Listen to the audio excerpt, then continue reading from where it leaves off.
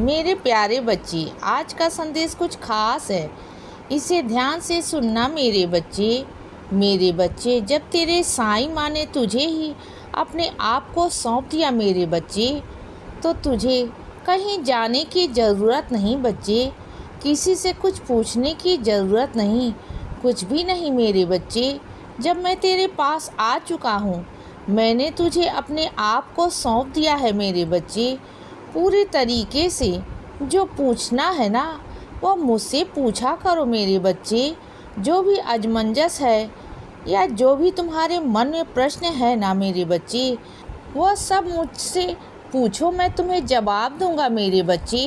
यह मत सोचो कि मैं तुम्हें जवाब नहीं दूंगा, तुम्हारे साईं ही तुम्हें जवाब देंगे मेरे बच्चे। समझ रहे हो ना बच्चे? मैं तुम्हें जवाब दूंगा मेरे बच्चे, मैं ही दूंगा। और जितने भी लोगों से पूछोगे ना, तो वह तुम्हें भटकाने का काम करेंगे, इधर का उधर बताएंगे बच्चे, गलत का सही बताएंगे और सही का गलत बताएंगे। तो ऐसे लोगों से बचकर रहा करो, क्योंकि वह दुनिया नहीं जानती जो मैं तुम्हें बताना चाहता हूँ। वह सिर्फ़ और सिर्फ मैं ही तो बता सकता हूँ ना कि सही क्या है और गलत क्या है बच्चे। तो किसी से सही गलत जाके ना क्यों जताते हो? तुम क्यों पूछते हो किसी से? सीधे मेरे पास आया करो बच्चे। समझ गए ना? और सुनो मेरे बच्चे, जहाँ तुम्हें काम करने में आराम ना मिले ना, आराम ना लगे, तुम्हें अच्छा या महसूस ना हो, तुम्हें ऐसा लगे कि तुम पर कोई भार है मेरे बच्चे, तो सुनो, वैसा काम बिल्कुल भी मत करना। जिस काम में खुशी ना हो मेरे बच्चे, उस काम में मत जाना। उसी क्षेत्र में आगे बढ़ो जिस काम को करने में तुम्हें मज़ा भी आए, आनंद भी आए और तुम्हें अच्छा भी लगे बच्चे। वो काम मत करो मेरे बच्चे। मेरे बच्चे देखो, पैसों का लालच कभी मत करना।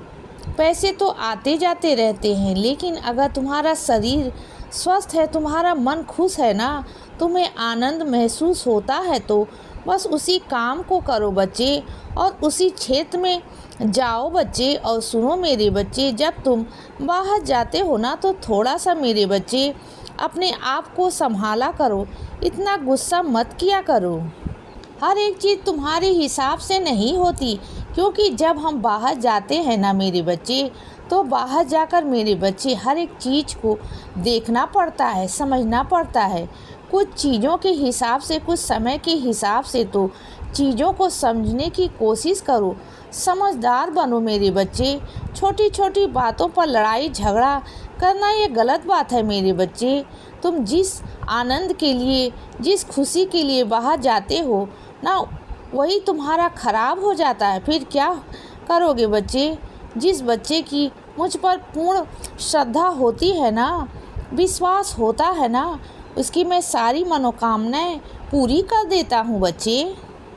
और सुनो बच्चे, आज से 9 दिनों के अंदर मेरे बच्चे तुम्हारे घर पे मैं आऊँगा माँ भगवती के रूप में। लेकिन तुम मुझे पहचान पाओगे ना बच्चे, यह तुम पर है मेरे बच्चे। लेकिन मैं तुमसे कहता हूँ कि मैं इन 9 दिनों के अंदर तुम्हारे द्वार पर आऊँगा बच्चे। और वैसे तो तुम मेरी साधना करते रहते हो, मेरी व्रत करते रहते हो, लेकिन व्रत भी ऐसे मत करना बच्चे जो तुम्हारा शरीर स्वस्थ ना हो, तो व्रत मत करना मेरे बच्चे। क्योंकि जब शरीर स्वस्थ ना हो तो व्रत में, पूजा में भी मन नहीं लगता मेरे बच्चे।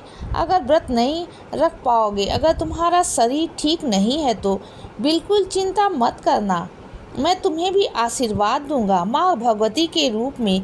मैं जानता हूँ मेरे बच्चे, तुम्हारी मजबूरी को समझता हूँ। और जो मेरे बच्चे व्रत रखना चाहते हैं, जो स्वस्थ हैं, वह रख सकते हैं, लेकिन वह व्रत ऐसा नहीं होना चाहिए कि बिल्कुल निर्जला हो या भूखे पेट में हो मेरे बच्चे। माँ भगवती बहुत गुस्सा करती हैं। बस खाया पिया करो बच्चे, फलहार खाओ, फल खाओ, जूस पियो, लेकिन पीते रहो मेरे बच्चे। इस तरह नहीं कि भूखे पेट रहो। तुम्हें क्या लगता है कि तुम्हारे भूखे पेट रहने से भगवान प्रसन्न हो जाएंगे। माँ भगवती प्रसन्न होंगी। नहीं मेरे बच्चे, जब तुम भूखे होते हो ना तो हमें भी अच्छा नहीं लगता मेरे बच्चे। ना मुझे और ना भगवती माता को और ना ही तुम्हारे आत्मा जो है ना वह तड़पती रहेगी मेरे बच्चे। और न मेरा पूजा पाठ विधि विधान से कर पाओगे ना माँ भगवती के। तो इसीलिए कहता हूँ कि आराम से अपनी आत्मा को तृप्त करना, उसके बाद मेरे बच्चे मेरी आराधना करना।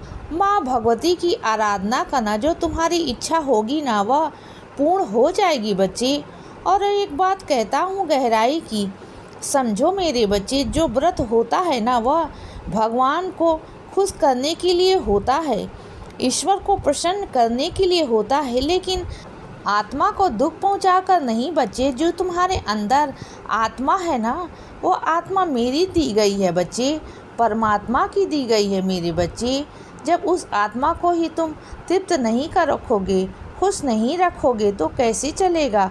उस आत्मा को तृप्त रखने की और खुश रखने की जिम्मेदारी तुम्हारे पर है मेरे बच्चे। और सुनो, जब भी तुम अगरबत्ती या धूप बत्ती लाते हो ना तो मेरे बच्चे मेरे लिए तो सुनो, सुगंधित लाया करो। मुझे सुगंध वाली धूप बत्ती अगरबत्ती मुझे बहुत पसंद है, जिसे सुगंध आती है मुझे बहुत पसंद आती है मेरे बच्चे, बहुत पसंद आती है। और सुनो मेरे बच्चे, मेरे आगे झोली फैलाना, तुम्हें मैं चमत्कार दिखाऊंगा। बस कह दिया ना तुम्हें। जब मेरे आगे पूजा करने बैठोगे ना तो बस आराम से बैठ जाना और अपनी झोली फैला देना बच्चे। उसके बाद मेरा चमत्कार देखना। तुम ठीक है ना मेरे बच्चे, देखो कोई चमत्कार होगा तुम्हारे साथ और बहुत अलग और बहुत अनोखा होगा बच्चे। तुम देखना, तुम बहुत बहुत खुश हो जाओगे बच्चे। ठीक है ना मेरे बच्चे। और सुनो, और अपने कुछ बच्चों से कहना चाहता हूँ, जो रिश्ते हैं ना मेरे बच्चे, इसमें इज्जत और मान सम्मान देना बहुत ज़रूरी है, चाहे वह तुमसे बड़ा रिश्ता हो या छोटा रिश्ता हो। हर रिश्ते में प्यार मान सम्मान देना ज़रूरी है मेरे बच्चे, बहुत ज़रूरी है। अगर तुम कड़वा कड़वा बोलोगे, उल्टा सीधा बोलोगे, अब्द शब्द कहोगे तो कोई तुम्हारे इर्द गिर्द नहीं आएगा, कोई नहीं आएगा बच्चे। कोई तुमसे बात करना पसंद नहीं करेगा। तुम चिड़चिड़ा कर हर किसी को डांटने फटकारने में लगते हो। अजीब सा तुम्हारा व्यवहार हो गया है बच्चे। उसके लिए मेरे बच्चे मेरा ध्यान लगाना शुरू करो। तुम जितना मेरा ध्यान लगाओगे ना उतना तुम निखर जाओगे, आगे बढ़ जाओगे बच्चे। उतना तुम्हारा मन शांत होगा, तुम्हें सुकून मिलेगा मेरे बच्चे। इसीलिए बच्चे सदा खुश रहो और हमेशा मुस्कुराते रहो। मेरा आशीर्वाद हमेशा तुम्हारे साथ है बच्चे। अब रात हो गई है मेरे बच्चे, अब सो जाओ। शुभ रात्रि।